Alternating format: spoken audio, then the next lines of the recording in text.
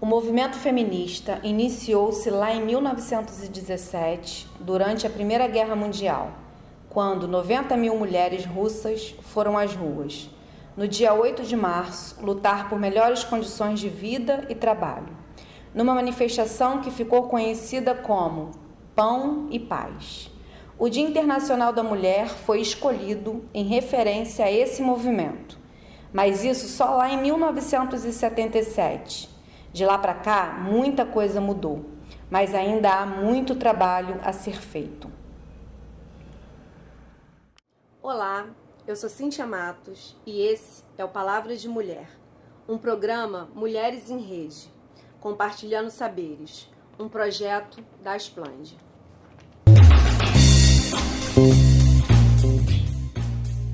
E o assunto desse mês é o movimento feminista.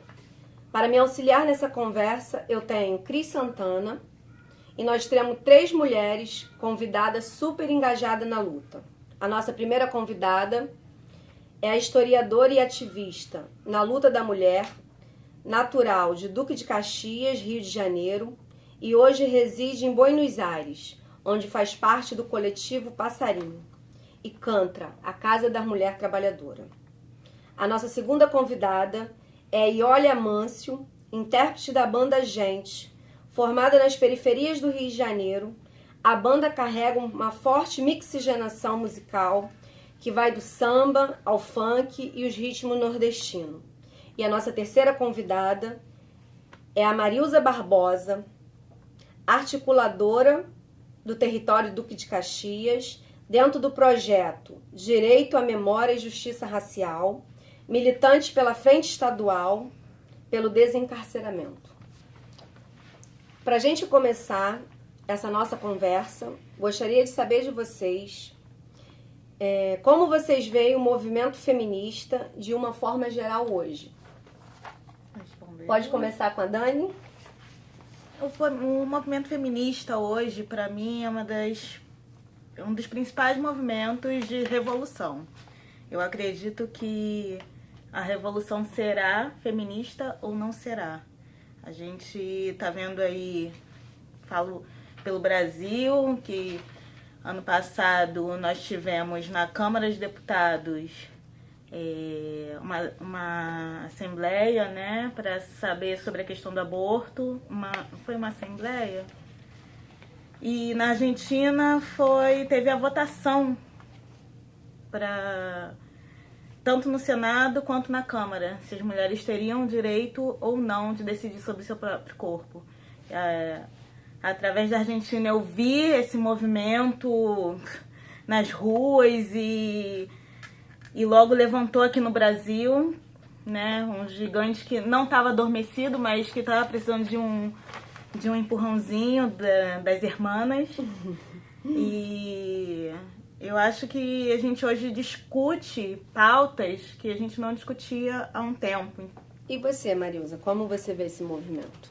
Eu vejo ele de suma importância para dar voz às mulheres da periferia, principalmente as mulheres, né, da favela e desses territórios afastados, né, que normalmente essas mulheres são donas de casa, são empregadas domésticas, são mulheres que são pai e mães e que sofrem diversas violências e que elas não têm voz. Então eu vejo o movimento feminista como um espaço para que essas mulheres tenham voz e as suas pautas sejam apresentadas. E você, Iole?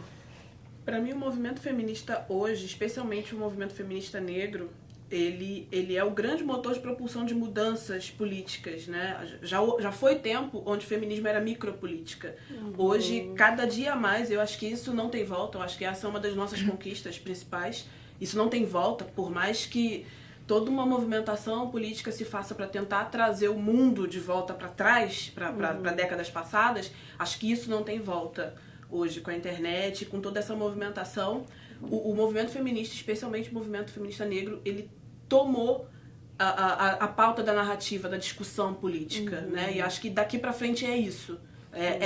São esses os temas que nós vamos discutir e isso não tem mais volta. E isso vai mudar a política de uma forma geral, não só no Brasil como no mundo. Eu acredito também muito nisso. E não é por acaso, né, que nós temos 3 mulheres feministas negras né? Eu acho que é de uma suma importância a gente dar espaço, voz e vez para essas mulheres tão silenciadas que são vocês, mulheres negras. Mas esse grupo hoje também tem uma rejeição muito forte frente à opinião pública, pelo que a gente vê. E a que se deve isso? E como vocês veem esse comportamento da parte da sociedade, que inclusive, pelo que me parece, é mais feminino do que masculino? Eu acredito que a gente vive, acredito não, nós vivemos num mundo patriarcal ainda.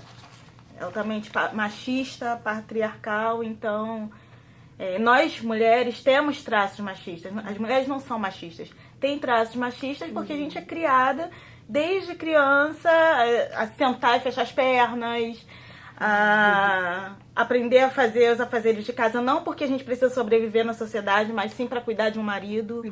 Então eu acho que as feministas sofrem retaliações porque elas estão simplesmente rompendo com isso. Eu não quero, eu tenho que decidir se eu quero ou não ser mãe, eu tenho que decidir sobre o meu corpo, eu quero decidir se eu quero não ser dona de casa. O feminismo não diz que a mulher não pode ser dona de casa. Diz que ela pode sim, se ela quiser. Eu acredito que todo momento de crise política, principalmente crise econômica, a população tende a se desesperar. Isso aconteceu em vários cenários políticos pelo mundo, né? Então a gente está num momento de crise e toda vez que chega um momento de crise, procura-se culpados. Né? E como a gente tem não só uma sociedade patriarcal, mas também uma sociedade que tem um olhar religioso judaico-cristão, o pecado original mora na mulher, né? Dentro desse olhar. E esse olhar, essa visão de mundo, as mulheres também carregam, né? Como disse nossa amiga. Então, esse olhar, ele vai olhar para a mulher com um olhar de suspeição. Então, como a mulher hoje participa politicamente muito mais, desde decisões micro, irrisórias dentro de casa, a grandes decisões políticas, quando as mulheres vão para a rua e dizem o que querem e o que não querem politicamente, levantam um medo, levantam um certo medo. Todo movimento de insurreição, todo movimento de revolução que provoca algum tipo de revolução, causa medo nas pessoas. Porque quem está no poder tem o medo de agora ser subjugado. Verdade. Né? Então tem os homens com medo de serem subjugados e tem mulheres com medo desse mundo novo também. De que mundo é esse? E existem narrativas políticas também que jogam certa lama, né? Jogam sujeira em cima dessa causa, desse olhar. E criam coisas que a gente não disse. Né? Então, existe toda uma movimentação que não é de um fator só. É verdade. Bom, com o olhar de dentro da comunidade, tem muito de não chegar o que é feminismo. Tem a questão do desconhecimento sobre o tema.